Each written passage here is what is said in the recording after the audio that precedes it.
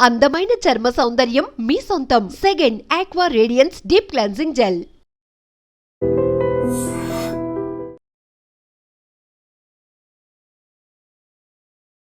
విజయవాడలో బాంబు బెదిరింపు కాల్ తీవ్ర కలకలం రేపింది.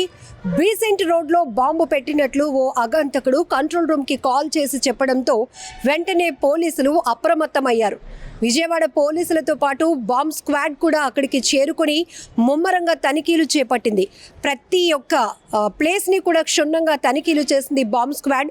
అయితే ఎక్కువగా బీసెంట్ రోడ్లో తోపుడు బళ్ళు అలాగే వ్యాపార సముదాయ కేంద్రంగా ఉంటుంది కాబట్టి ప్రతి ఒక్క షాప్ని కూడా అంటే ఉదయం 10 గంటలకే షాప్స్ అన్నీ ఓపెన్ చేస్తారు. కానీ 9:30కి కంట్రోల్ రూమ్కి ఒక కాల్ రావడంతో ఇమీడియట్గా వ్యాపారస్తులందరినీ కూడా పోలీసులు అలర్ట్ చేశారు. దీంతో వ్యాపారస్తులంతా కూడా ఒక్కసారిగా అక్కడ స్థానికంగా ఉన్న ప్రజలు కూడా తీవ్ర భయాందోళనకు గురైనటువంటి పరిస్థితులు నెలకొన్నాయి.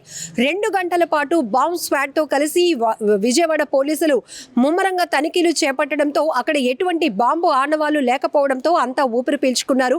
అయినప్పటికీ కూడా అసలు కంట్రోల్ రూమ్కి కాల్ చేసిన ఆ అగంతకుడు ఎవరు, బాంబు బెదిరింపు కాల్ ఎందుకు చేసినట్లు, ఈ కాల్ ఎక్కడి నుంచి వచ్చింది అనే దానిపై పోలీసులు అయితే ఆరా తీస్తున్నారు.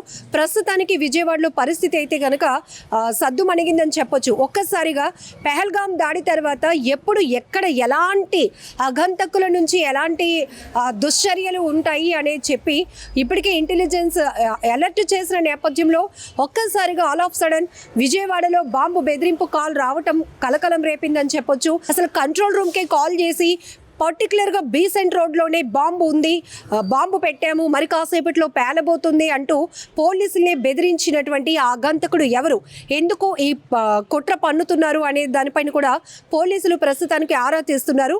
విజయవాడలో ప్రముఖ వ్యాపార కేంద్రంగా ఉన్న బీసెంట్ రోడ్లో నిత్యం వేలాది మంది జనసంచారం ఉంటుంది. వందలాది షాపులు ఉదయం 10 గంటల నుంచి తెరిచుంటాయి. అయితే ఈ రోజు 9:30 ప్రాంతంలో విజయవాడ పోలీస్ కంట్రోల్ రూమ్ కు ఫోన్ కాల్ వచ్చింది.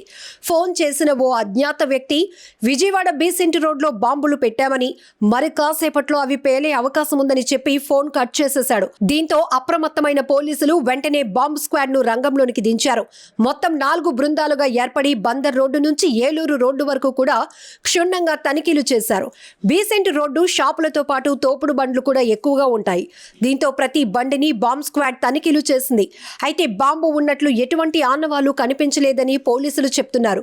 తనిఖీలు కూడా కొనసాగుతున్నాయి. మరో 2 గంటల పాటు బాంబ్ స్క్వాడ్ తనిఖీలు చేసే అవకాశం ఉంది. బాంబు కాల్ నేపథ్యంలో బీసెంట్ రోడ్లో అన్ని షాపులను మూసివేయించడంతో పాటు ఈ రోడ్లో సామాన్య ప్రజలు వ్యాపారులను ఎవరిని కూడా రానివ్వకుండా బారికేడ్లు ఏర్పాటు చేశారు.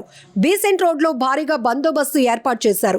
తనిఖీలు ముగిసే వరకు ఎటువంటి కార్యకలాపాలు నిర్వహించకూడదని పోలీసులు ఆదేశాలు ఇచ్చారు. తనిఖీలు ముగిసిన తర్వాత బాంబు కాల్పై పోలీసులు అధికారికంగా ప్రకటన చేసే అవకాశం ఉంది. బీసెంట్ రోడ్లో బాంబు లేదని ఊపిరి పీల్చుకున్న పోలీసులకు మరో బాంబు బెదిరింపు కాల్ ఉలిక్కి పడేలా చేసింది.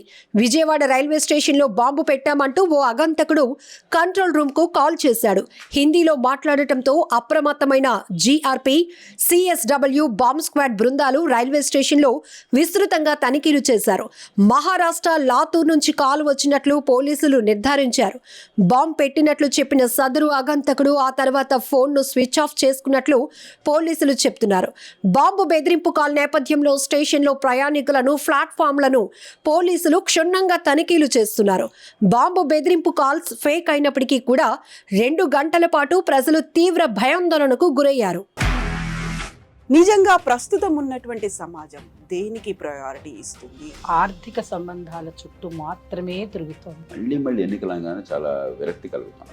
మంచి అనిపిస్తుంది కదా, లేడీస్ కూడా ఛాలెంజింగ్ జాబ్స్ చేసినప్పుడు చాలా బాగుంటది. ట్రాఫిక్ అసిస్టెంట్స్ గా నియమించిన ట్రాన్స్జెండర్స్ అందరితో సాల్యూట్ చేయించుకుంటున్నారు. ఫుడ్ డెలివరీ ఇవ్వటానికి వెళ్ళినటువంటి డెలివరీ బాయ్ అనిల్ పై కళ్ళ ముందు